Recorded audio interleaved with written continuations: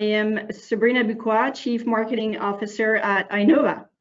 First of all, I would like to welcome you to our third therapeutic-specific virtual partnering event on infectious diseases, bringing together top infectious diseases companies from across the globe for 3 days of online face-to-face meetings.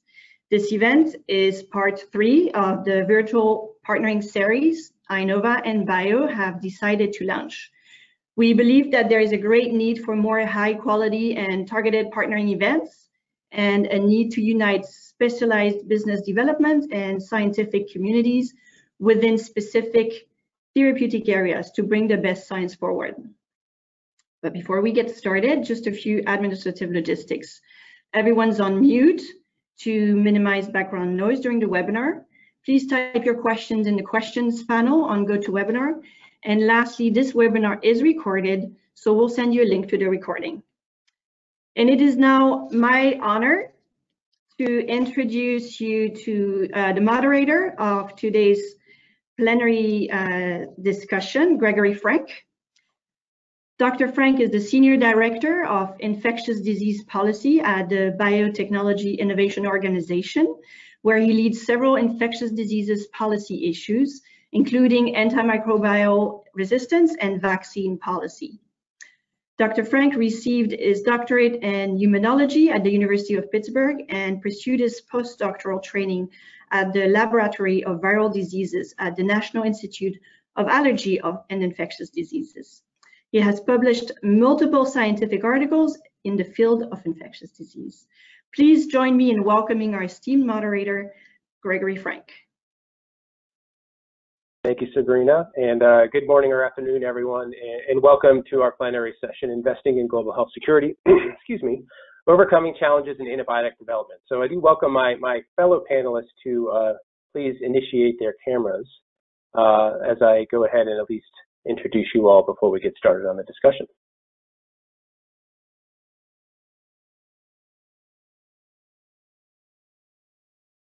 Is that everyone? There we go. So first off, I do want to introduce my esteemed panelists that are joining us today on this discussion. I'm going to be going in order as I see them on my camera. And first off, it's Carolina Piszczarczyk, who is the Senior Manager of Innovation Policy with Pfizer. Jeremy Knox, the Policy and Advocacy Lead for Drug-Resistant Infections Program with the Wellcome Trust. Dr. Pierre Durham, the Global Project Leader and Associate Director for Portfolio Management for Debiopharm. And last but not least, Silas Hallam, who is the Interim Head for External Affairs for the Amr Action Fund, as well as the Director for Global Public Policy with Merck. So I'd like to make a few introductory statements about sort of the issue of antimicrobial resistance and why it's linked to global health security before we move into our open discussion. So I think first off, I think a key point that we always should keep in mind is that antimicrobials, antibiotics, antifungals, anything that treats these infections are probably one of the greatest innovations in modern medicine. And it underpins all the medical innovation that many of us maybe take granted today. And that includes cancer chemotherapy, transplantation, complex surgeries, neonatal care, cesarean sections. You name it, antimicrobials touch some aspect of the modern medical system. And I we can't discount that importance to healthcare in this day and age. Unfortunately, the use of these medicines has prompted an evolutionary response from our adversaries, and they are developing methods to resist or evade our current arsenal of antimicrobials. And this is what we mean by antimicrobial resistance, or AMR. AMR, in my opinion, is a pandemic in and of itself. We'll talk about COVID-19 and AMR in a moment, but currently there are estimated to be about 700,000 deaths, infections, attributed to AMR every year. And we know that a recent report from the United Kingdom estimated that if we don't address this public health issue, by 2050, we may see 10 million people losing their lives every year from AMR. And that would be more than cancer and many other causes of death globally. The AMR is not a self-contained issue. And when we look at the COVID-19 pandemic and other pandemics, we do have identified that people who are being hospitalized for care to COVID-19 are susceptible to secondary bacterial and fungal infections. And while we are still learning a lot about this pandemic, and the dust may settle for years before we know for sure, we are seeing a sizable minority of patients are actually suffering from secondary bacterial and fungal infections. The Centers for Disease Control and Prevention here in the U.S. estimated approximately 12% of hospitalized patients suffer from infections. They have identified that a number of those patients are resistant as well. And moreover, we do have reason to believe that the COVID-19 pandemic has prompted a significant uptick, at least at the start of the pandemic, in antibiotic prescribing. So what this all means together is, while we don't know for sure whether or not secondary infections are contributing to morbidity and mortality from COVID-19, there is quite a bit of smoke that they are playing a role in this pandemic, and that it's prompted some utilization of antibiotics, antimicrobials, that may be driving resistance at a faster rate than otherwise. So I think it's important for us to keep in mind that when we think about pandemic preparedness and national health security, global health security, whatever term makes the most sense for you, it's not just about ensuring that we have vaccines to that particular pandemic pathogen, diagnostics to identify it, therapeutics to treat it. They need to be supported by a foundation of antimicrobials as well, because these patients are not only going to be impacted and insulted by that pandemic. And so I think this dovetails with my earlier point that, again, antimicrobials are the foundation of modern medical care. If we do not have effective antimicrobials for the next pandemic, I am safe to make this statement that it'll be far worse than it would be otherwise. So as we think about how we prepare for the next pandemic, it's important to realize that we must have a healthy pipeline of antimicrobials. Unfortunately, that pipeline is anything but healthy. And while I won't steal the thunder from some of our panels of the issues, what I can say is there's a unique confluence of market challenges for antimicrobials that is basically contributing to a very poor return on investment. And what this means is that the private investment into the space is very limited, and many companies have exited this space. And those companies that remain, which are mostly small biotechs, but there are a few large companies left, they struggle greatly to survive and sustain themselves commercially. Within the United States, we've already seen several companies that are small biotechs that have come to the market with a brand new antimicrobial that treats a multi-drug resistant infection that's meeting an unmet need, that nonetheless cannot maintain a return on their investment, have filed for bankruptcy, jeopardizing the access to those new antimicrobials, but more importantly, destroying the expertise in the development pipeline that we need to bring new medicines to bear. So this is the constellation of issues that we'd like to discuss today in this panel discussion. Is first off, discussing the issue of antimicrobial resistance, why it matters to all of us, highlighting and understanding its link to pandemic preparedness. And then finally, we want to really delve into the market challenges, and more importantly, what are we doing to solve these challenges? And maybe in what sometimes can be a very grim year, maybe there's some glimmers of hope for addressing AMR into the future. So with that, I'd like to enter into the discussion with the panelists. I have, of course, quite a few questions that I'd like to ask them, but I do encourage people to use the chat function or the question function to submit your questions. And after we get through a little bit of discussion with the moderator, between the moderator and the panelists, we'll open it up and start to intersperse your questions as well. So the first question I really wanted to delve into is this issue of secondary infections in COVID-19. And as I mentioned in my opening statement, there's lots of smoke, maybe not the fire yet. But I wanted to direct a question to Silas to get us started here. Earlier this year, Merck's own Dr. Julie Gerberding, a past CDC director, wrote a very powerful op-ed in Stat News highlighting the hidden threat of AMR in pandemics. Silas, how do you see secondary infections like what we've seen in COVID-19 impacting the response to COVID-19, and more importantly, what can you tell us about how secondary infections have played a role in previous pandemics? This is not our first pandemic that we've seen, so we do have a historical record, if you will. So, Silas, go ahead. Yeah, thanks, Greg. I think, the Julie's op-ed earlier this year was one of the first ones to try to make that link between COVID-19 and AMR. And the way that she framed it was AMR is the threat that's lurking behind COVID-19. And I think, while the data, as you say, is still out, jury's still out on the links on whether COVID-19 is driving AMR, what we do see is that COVID-19 is making patients more vulnerable to infections and putting them in hospitals where a lot of antibiotics are being used.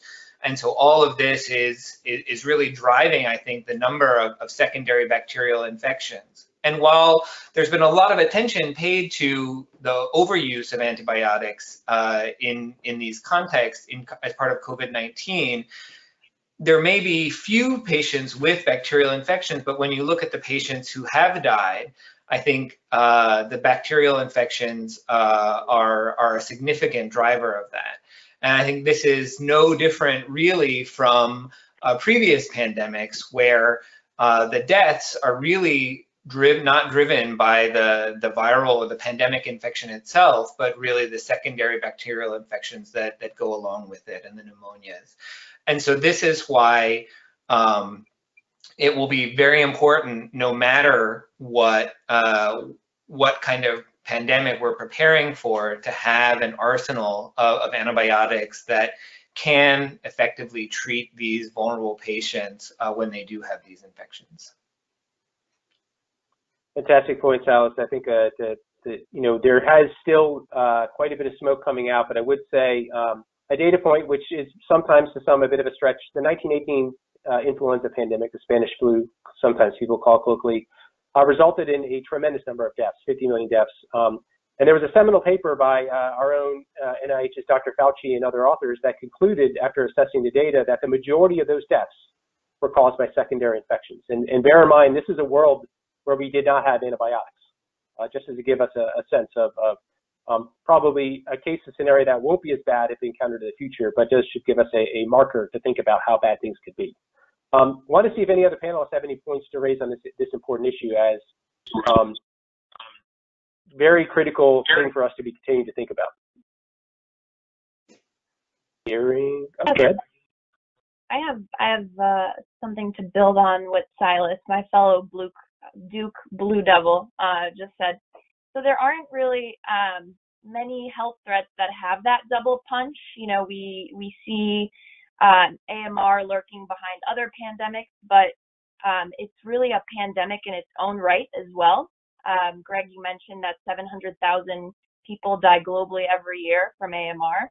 And then when you add in that economic impact, the burden of AMR is staggering. So for instance, AMR leading to increased length of stay at the hospital, right? That in turn then leads to higher costs to individuals, the healthcare system, as well as decreased productivity. So there's immense direct and indirect economic impact when we think about AMR. So just wanted to add that. That's a fantastic point. And I think the Centers for Disease Control and Prevention in the U.S. did release a AMR public health threats list, if you will. And one of the things that struck me in that data was actually they tried to quantify direct health costs. And I think from just half of the pathogens represented, I think, just under $6 billion in direct healthcare costs annually. And that is in an issue that, frankly, AMR is not quite as bad in the U.S. as elsewhere in the world. And I think a key point here is, as we discovered with COVID-19, pathogens and bugs don't respect borders. So a problem elsewhere in the world is going to be a problem in your own particular country. It's just a matter of when, not if. Hearing no other people wanting to chime in, let's move on to the next discussion. I think, again, AMR is scary in and of itself, but also in our impact of COVID-19. But I think as we discuss how we solve this solution, and one of the things that I see is we need to use our products more effectively, judiciously, if you will. We also need a healthy pipeline of medicines to always keep pace with resistance. As I mentioned earlier, that pipeline side of things isn't doing so great. So I think it's best for us to hear from those in the trenches about how is this market challenges really impacting you? What are they? How is it impacting investment in your own work? So with that, I'd like to pass it over to Pierre. And as you know, what are the small medium enterprises or SMEs that are in the trenches developing these new medicines? Can you speak to the work that WFarm's doing? And how are these market challenges impacting a company like yours? Okay, thank you. Yes, so WFarm, we are a Swiss company, and next 6 years we enter the antibiotic fields, and that's really a vision from the president of the company that there is a new high medical need, and WFarm want to be present in this field. Now, that's the good side. The bad side is that, yes, it's a very difficult and complex development process, and with questionable reward at the end. So currently we have 3 different programs in antibiotic. We are looking for, I guess, one of the key of success we think at the company is to have a really new antibiotic with new mechanism of actions. With saying that, we are looking for specific antibiotic. We have 3 projects, one in clinic, for which we can see a bright future if it goes to the market. But we have 2 other projects at early stage, and goes to your question, Gregory. One of these 2 projects, without external funding, without, for example, this project is sponsored by Carbex, without Carbex, it will not be occur in our company. So this is a project against N. gonorrhoeae, even if it's listed as a priority pathogens by the WHO. Business-wise, for a company, that's very difficult to embark and to take the risk to develop an antibiotic. So an example of the difficulty that we have is that we can have something very innovative, and we think that we will develop something against N. gonorrhoeae, but at this stage, the reward on the market is very low. So the only way for this kind of project to exist is to have external funding on the company. So that's really an example how we are impacting in developing antibiotic by the economical system. So in addition, when you're going with new antibiotics, you're almost sure that at the end you will be the last resort antibiotic. So all the way through to the development, you need to avoid as much as possible to fall into this pitfall. So you need to find other way to develop, or you need to find other indication. Most of the antibiotics are developed for IBSSI. If you go with a new antibiotic, innovative in IBSSI, well, you will be last resort, will never be used, you will have no reward. So you have to tackle other infection, much more complex, much more longer, which higher cost. So that's a bit a way, the way how we are doing at DBFarm to look for developing new antibiotic, really trying to differentiate it ourselves, trying to find funding that will help us to bring the risk. And of course, at the end, well, we need to find a way to convince the payer, to convince the hospital that yes, this is a great antibiotic, but if we are only last resort, there will be no other new antibiotic. I think this is a fantastic point. The struggles of small companies of really you're in a catch-22, and I think I really can't overstate that point. If you're making a brand new innovative antibiotic, it's going to be reserved for the reason of stewardship and only being used when absolutely needed. So what we have here is the conundrum of how do you get people to develop antibiotics that will never be used, because that's a good thing, but using them is how you create a return on your investment. And we'll talk a little bit about this in a moment. Yes. Silas, you're a large company. Merck is one of the few larger companies left in this space that still actually has an active early stage development program. Can you speak to how these challenges look for a larger company like yourself? I imagine they're not too different, but the impacts and dynamics may be a bit different, perhaps, to use the word different twice. Yeah, no, thanks a lot, Greg. I mean, Merck has been engaged in AMR and antibiotic development really for the whole antibiotic era. And so we have a long-standing commitment. And I think over those decades, we've built up a strong R&D and commercial infrastructure around antibiotics, which I think has enabled us to stay engaged when other companies have not been able to make a go of it. But I think that this is really, this kind of investment is threatened because the R&D resources are limited, and our teams are constantly being asked to justify their investment in antibiotics when the return is not there, particularly relative to other therapeutic areas. And so I think really what we need to see is a shift from a lot of the rhetoric around the value of antibiotics and the importance of innovation, to shift from that to where governments and payers really are clearly signaling that these are valuable products that we need and that industry should invest in developing. Because right now the signals that they're sending are quite clear that these actually are not needed and are not valued. And so we really need to have a fundamental shift in the way that we as a society look at these drugs. Fantastic point. And I think that leads into the issue of solutions. And I think, as Pierre mentioned, they're relying on a public-private partnership, the CARB-X Accelerator, to support their research. And once in a conversation with the executive director of CARB-X, Kevin Adderson, he mentioned how many people had applied to a round of funding. And I remember I said to Kevin, "No, it's a good thing. Lots of people are interested." He said, "No, Greg, it's an awful thing. We're an oasis in a desert of funding. They can't get money anywhere else. And we're the only thing keeping sort of the early stage pipeline alive." I think what I also have heard from Kevin and others is that, unfortunately, we're building programs like CARB-X that are what you call push incentives that help de-risk research and development. They help get programs started.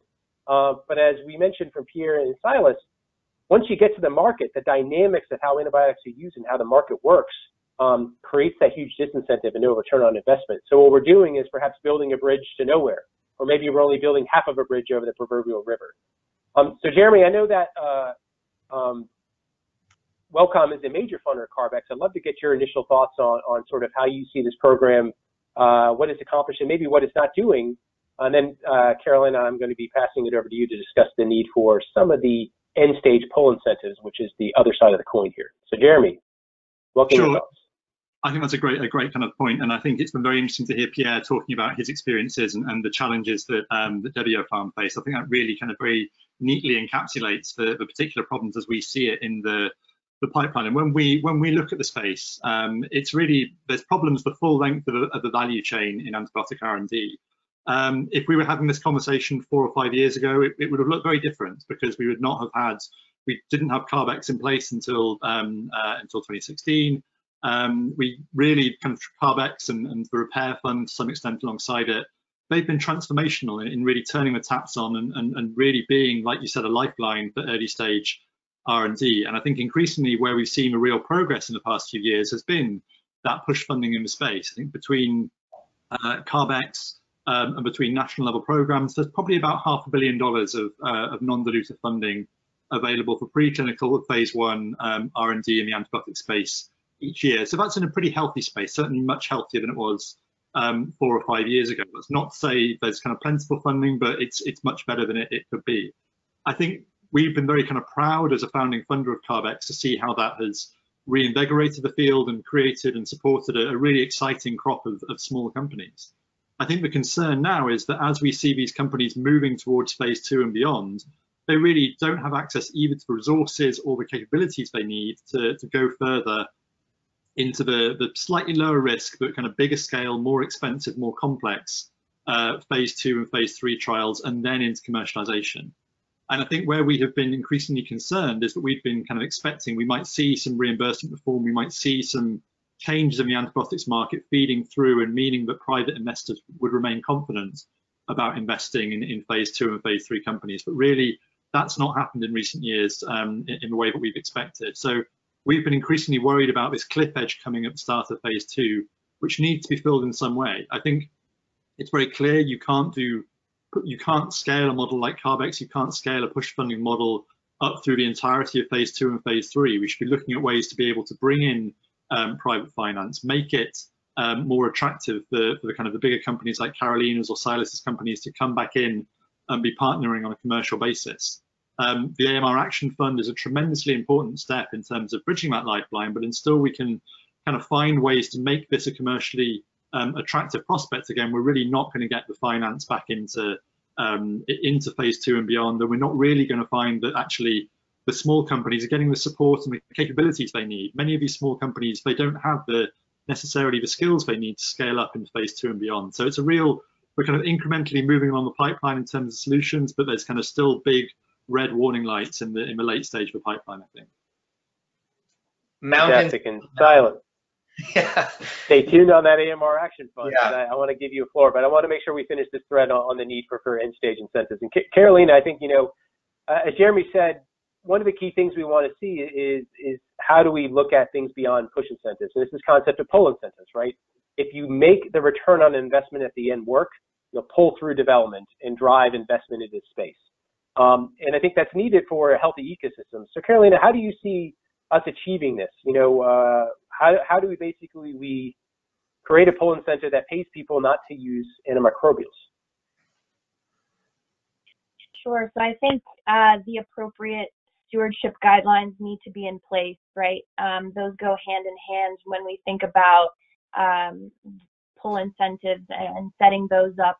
But I think ultimately what we need, and Jeremy, covered this well, is that suite of complementary incentives, right? We need the push funding at the front end to help with R&D manufacturing. We need that pull funding on the back end to incentivize commercialization, and we need reimbursement reform, given that antibiotics are typically undervalued in those value assessments. So once you establish those complementary incentives in multiple countries, that's when we start to have a more sustainable market for both large and small companies. So I think while we've had a lot of progress on the push side, we do have to kind of, take that momentum and move it on to the pull side now.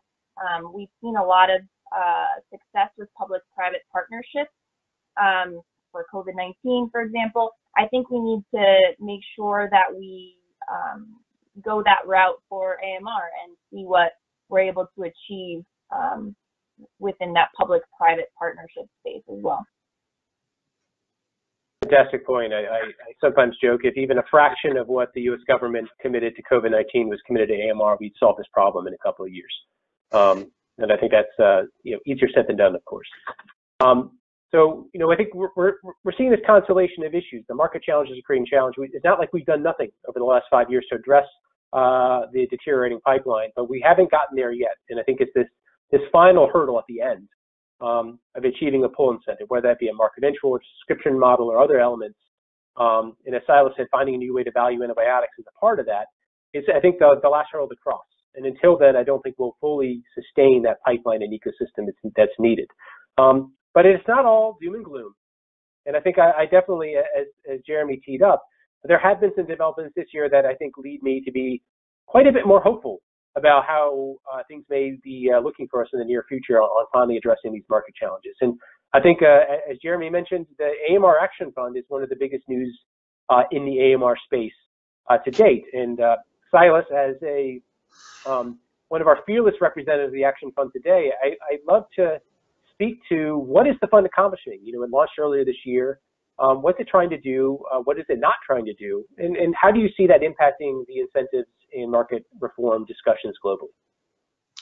Thanks, Greg. Yeah, so the Amr Action Fund is a result of some discussions that the CEOs of some of the largest pharma companies started having through the International Federation of Pharmaceutical Manufacturers and Associations last year. And there was a real feeling that industry needed to engage more on what was a huge public health issue, and also a sense that large pharmaceutical companies really had a lot of expertise that could be brought to bear. And so after discussing with a few folks in the space, came to the conclusion that we've already discussed here, that there was a fairly robust early stage pipeline with good, promising, innovative compounds, but because of the market challenges, there were few opportunities for these compounds or these companies to really find financing or partnerships. And so, what they came up with was the Amr Action Fund, which is $1 billion fund that aims to strengthen and accelerate antibiotic development by injecting both capital and expertise into the clinical pipeline, and to really help bridge the gap between the early stage pipeline and the market. And so, as you mentioned, we were launched in the summer of this year with great support from policymakers, from Wellcome and the European Investment Bank and WHO, who have been a part of the design of this fund, and really a broad set of pharma companies, including those like Pfizer and Merck that are investing in antibiotic development, but also importantly from companies that are no longer or have never invested in antibiotic development, like Lilly and Novartis and others. And so it's been a really exciting new initiative, and we're right now trying to get set up with our CEO and the scientific advisory board that will guide our investments to be able to make first investments in early next year. Now, this is $1 billion, which is a lot of money, but in the context of drug development, it's not a lot of money. Yeah. And so this is not something that is going to solve the innovation challenge. It's really an investment to make sure that the promising science that's in the early stage pipeline has a way to get to patients and doesn't really wither on the vine. But at best, it really is a temporary mechanism that will help buy time to save this science and preserve this science while policymakers put in place the kind of reforms that we've been talking about that help, really make this a much more sustainable environment for investment. Many thanks, Silas. And I think this dovetails to the question we just got with the audience. I think you partially answered, and I'm going to paraphrase this question a little bit just in the interest of time. But I think it's the issue that I probably was alluded in my earlier statement is that AMR also supports the majority of biopharmaceutical innovation, if I may be so bold. And as AMR increases, many of that innovation may be put at risk. And the question really was, how is there a model where these high profit medicines can help support future antibiotic innovations? I say the Amr Action Fund is an example where they are doing just that. As you said, there are companies that are investing in the fund to help support antibiotics. I think, at least in part, for the reason that they do appreciate that their own portfolio is going to be reliant on the successful pipeline of new antibiotics coming to market and addressing these patients. But Silas, I'm not sure if you have more to say on that or if any of the other panelists want to see, but I think this is a key detail that AMR touches all things. And so I think as we think of the solutions and engagement, I think the AMR Action Fund is an example where people who don't normally pay attention to space are starting to, because it does indeed matter to them. Yeah, no, I think, as you say, this is the investors in the fund do come from across pharma, and they recognize the how fundamental antibiotics are to modern medicine, and so I think this is showing a broad commitment. But you often hear, well, because antibiotics underpin other more profitable areas, that should subsidize antibiotic development, and I think fundamentally we need to, I don't think that it's really sustainable to expect that that antibiotics rely on these other therapeutic areas for their financing. I mean, if we truly believe that these are valuable products, then we should back that up as a society with the necessary investments. And so I come back to my earlier point that this is something we need to collectively recognize this and change the way that we think about antibiotics. I'd agree with Silas there. I mean, I think this is a point that's been made rhetorically for a number of years now. Go back to the O'Neill review, so the independent review that was commissioned by the UK government on AMR back in 2016. That was very influential. Jim O'Neill made the point around what he called pay to play, so this idea of forcing companies, and I think that's not really a sustainable solution in the way that Silas described. But I think that it contains the important point that there is this collective interest in making sure that the availability of antibiotics is preserved, that the effectiveness of them is maintained, so that they can underpin other areas of medicine. And I think it's been very encouraging to see a number of companies step forward on this, and the ones that don't necessarily have a history or a current history, at least in antibiotic development, stepping forward through the Action Fund. But that's not ultimately a scalable thing. That's not to kind of remove that responsibility of making sure that actually we properly incentivize, we properly value antibiotics when they come to market. It's clear that at the moment the prices we pay for them simply do not reflect the value that a novel antibiotic has when you look at the context of rising rates of drug-resistant infections. Any other points? Don't want to cut anyone off. I think that last point both Silas and Jeremy made is key. I mean, you can even see it in the design of the Amr Action Fund logo. It's a bridge, buying time. It's not solving the problem. I don't think it's reasonable to expect industry to be able to solve this problem without help from partners in governments around the world. And speaking of governments around the world, there are plots afoot to do exactly that. And Jeremy, I may pass this back to you. There have been some bright spots. In the United Kingdom, we know that they have been working on a subscription pilot program that really tries to, in a sense, create and improve value for these antibiotics and pay them in a way that's not associated with their volume. Any insights you'd like to share on those efforts? And certainly anyone else after Jeremy that's been involved. Yeah, so in the UK, it's been very interesting to watch. The UK has had a strong track record, I think, of leading or encouraging others to with AMR seriously. And one of the most recent developments is that they've launched a pilot in the National Health Service, so the single-payer health system in England. And they have committed that they will be running a pilot for initially 2 antibiotics, 1 novel, 1 existing, to trial essentially a Netflix model, as some people call it. It's not an ideal comparison, but essentially the idea is that the National Health Service will pay an annual subscription for access to an unlimited quantity potentially of a drug. They'll pay the same amounts whether they draw down only a handful of doses or whether they need it to treat large numbers of patients. They've said that they'll pay up to £10 million a year per drug over the course of a decade, which in kind of when you look in the context of how much the UK represents of the global market for antibiotics is reasonably significant.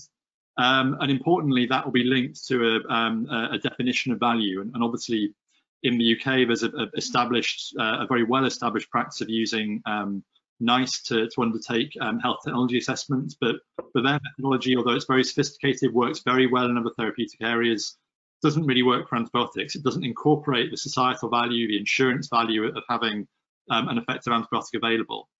So over the next year or so, during 2021, they're going to be looking at the antibiotics that they pick for this pilot and trying to establish how they can pin a rational value on this, so how they can define what's a good price for the UK taxpayer to pay over the course of the pilot for this type of drug. And I think this is really important. It probably won't be a perfect model the first time, never is, but I think it's really important that the UK is really the kind of first government to cross the Rubicon on this and actually kind of step up and really put a new incentive model like this into practice, a new novel reimbursement system for antibiotics. And I think if other governments were now taking the lead and following suit in this and really exploring how they could do something similar within their own health system, so an approach that kind of pays for value rather than volume, that kind of removes some of the incentives for overprescribing, that kind of provides more dependable incentives, fairer incentives for antibiotic developers. If that were replicated around the G7 table, around the G20 table, that would be hugely powerful. That would deliver a huge stimulus to the antibiotics pipeline and really help address some of the problems we've already touched on in terms of the commercial viability of the space currently. Fantastic news. Anyone else want to build on what Jeremy said on the UK government? Yes. Please. So thanks, Jeremy. Exactly. And to go to your point, Jeremy, before you say that Carbex was really the beginning of the bridge, I really like also the image from Silas who say that we have a kind of bridge that will help us to go to the market. But the most interesting, and I think that's why us at DBFarm we are looking closely on this UK initiative or the Pasteur Act in US, is that if you can have a guarantee that there is a price at the end, a value of your antibiotic, then automatically all the investors will come back to help you to the development. So I think I'm personally very optimistic, and I think it's great that you keep doing that. I hope that EU would follow. And we are looking also carefully on what happened to US. But in a nutshell, if you say that the new business model should go through that direction, not volume of sales, but value of the product. And then if you have a value of the product with guaranteed sales, then automatically investors will come back. Fantastic. I'm going to skip ahead to the Pasteur Act now that it was mentioned, because I think this is another example of an effort within the United States. I think it's a bright spot for us to look to. And I think a little background, you know, the U.S., there has been another piece of legislation, the Disarm Act, that's been introduced last year, which tries to address some of the horrific intricacies of in-hospital reimbursement that I'll spare you all in that listening to me talk about. But that doesn't necessarily create that end-stage return on investment that is needed. And Carolina, I'd love to get your thoughts on the PASTEUR Act and what it's trying to accomplish, and really if you see that driving investment into the AMR pipeline like we hope. Sure, thank you, Greg. So I'm very enthusiastic about the potential impact of PASTEUR.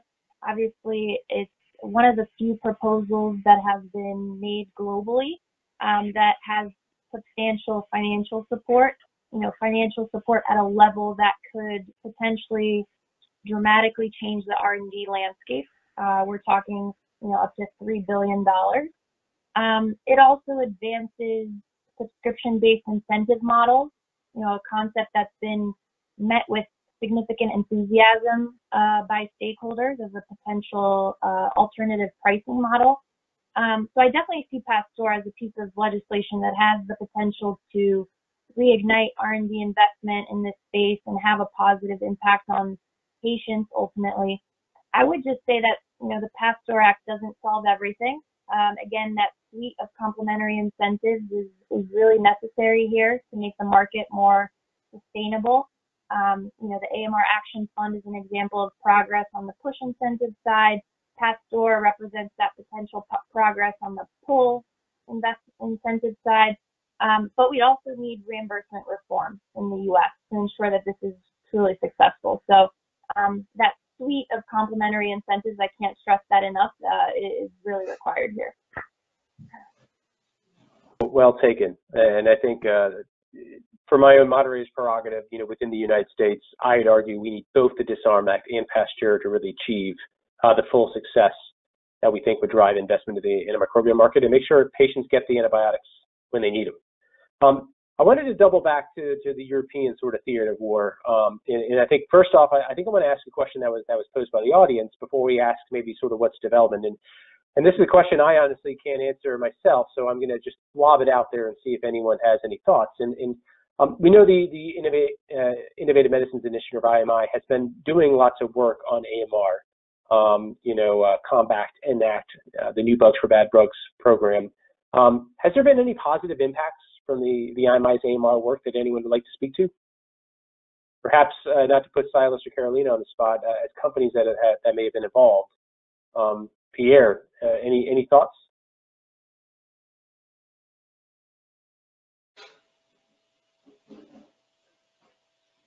Jeremy? Oh no, I can speak on it if you want to. Well, no need to answer for the sake of answering. I think what I can say, at least from my perspective, is they have been helpful. I think it's an example of industry and governments working together. My understanding, there's been some great work on surveillance efforts and things like that have facilitated clinical trial design. But again, a lot of those are still focused, I think, in the earlier stages of helping de-risk R&D and not necessarily impacting the late stage market. So I see that in line with things like CARB-X within the United States, the BARDA programming that helps support research that I think are helpful or were helpful in the case of IMI, because I know it's beginning to roll down and the next iteration is soon to come. But I don't think, again, they have necessarily driven a solution towards the market reforms needed. I mean, we were part of. Oh, sorry, Jeremy. Go ahead. You were back. Well, no, I was just going to say. I mean, I think I agree with Greg's assessment there. I think it's a very, very good foundation. It's a very, very good building block for Europe to do more. I think if you look at the what's been coming out of the Commission under Ursula von der Leyen, and particularly during the COVID pandemic, is a recognition that the European Union can and should do more as a collective on supporting health issues and R&D issues, and I think that can only be a good thing. I think we need to recognise that it's been four or 5 years recently where there's been a kind of huge amount of things happening on AMR, but things have been evolving at different rates, and it's still kind of a very, very relatively early stage in terms of the policy response and how policymakers are getting their heads around it. In a space like the EU, where you have kind of the huge differences between different countries, I think it's inevitable that you're going to have different attitudes to the problem. I think we're seeing a closer alignment now, and like I said, that ambition, renewed ambition from the European Union now and the European Commission tackle health issues in a new way. So I think that can only be a good sign, and like I said, can really build on what's been started by IMI already. Yeah.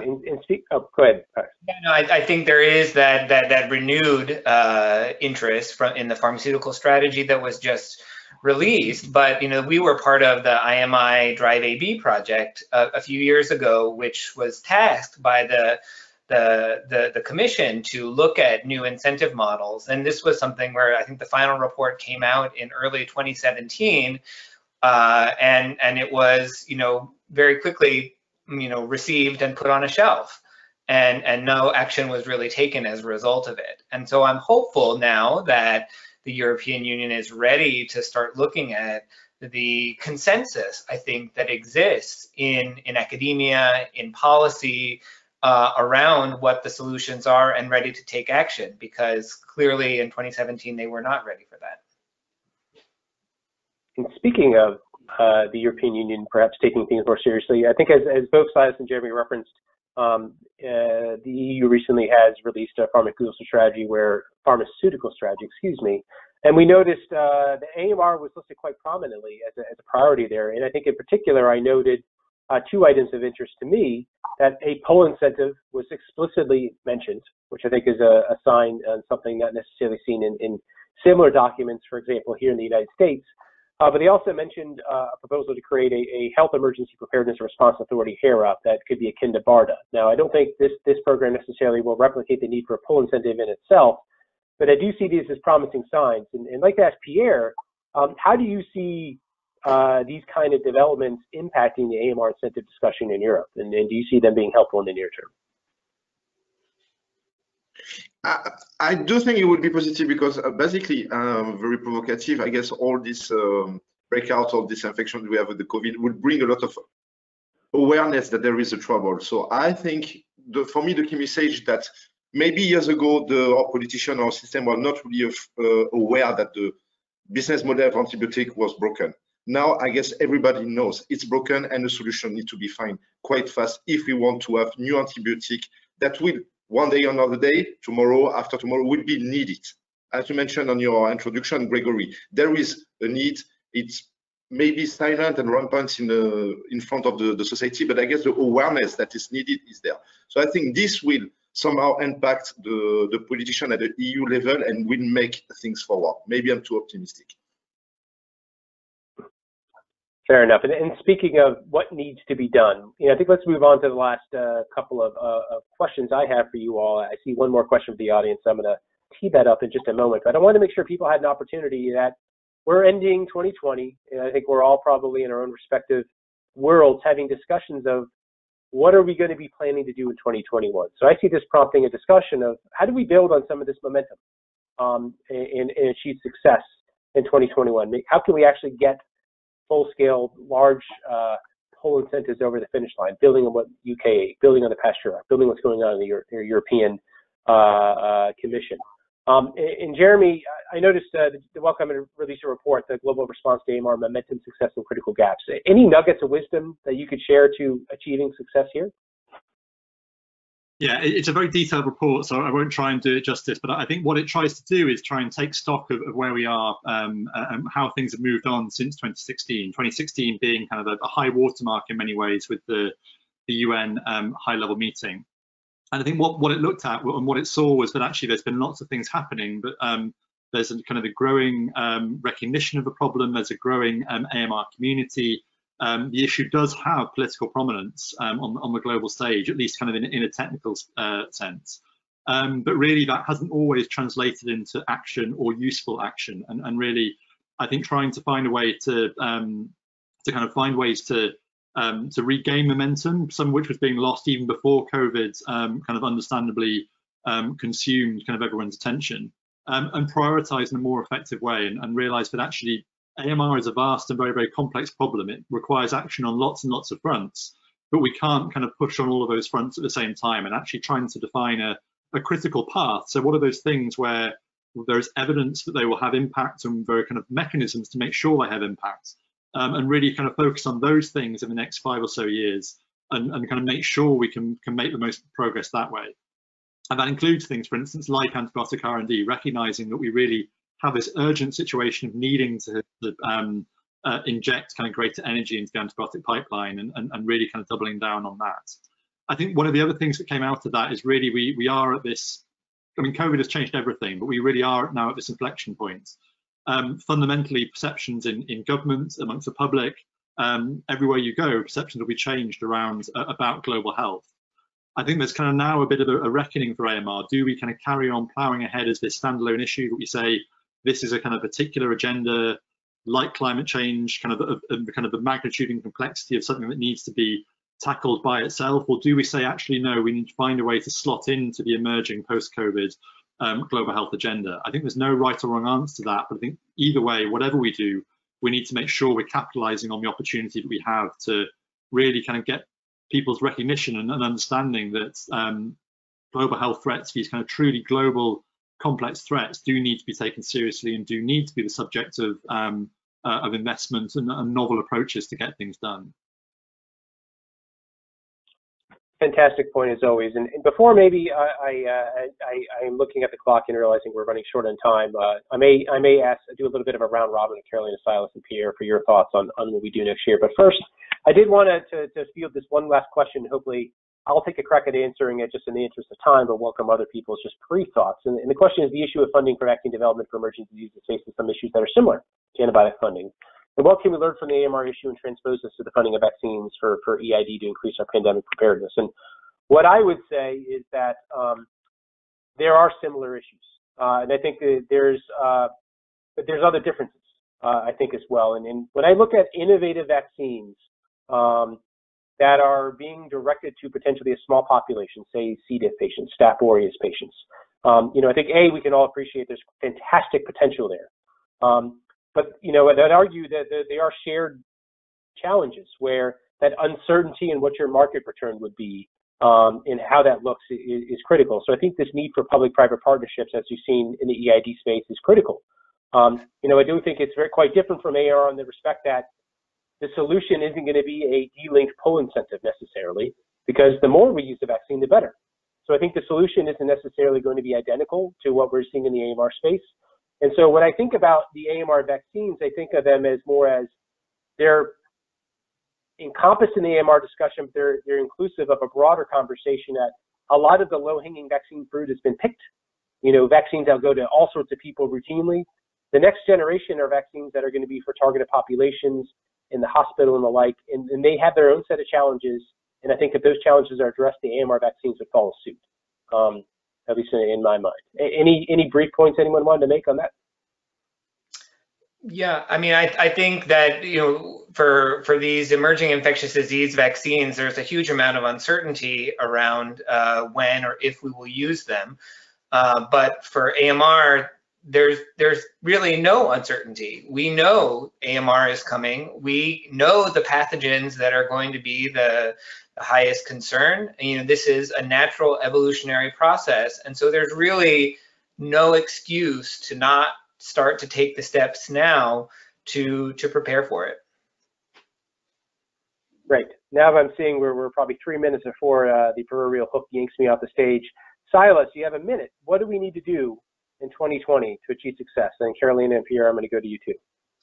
I think 2020 has been a great year, or has the potential to be a game changer year for AMR with the fund, with the UK model, with Pasteur, and then the tailwinds from COVID and the attention to infectious diseases. And so I think we just need to be sure that we try to bring these together and drive progress on a lot of the areas where we've stalled in recent years. Fantastic. I don't know if I called 2020 a great year, but I hear what you're trying to make. I misspoke. A game changer year. Carolina.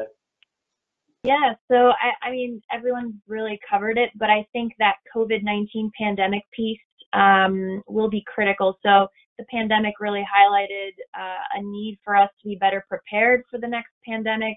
We don't want to be caught off guard and be forced to be reactive in the same way that we had to act this time around.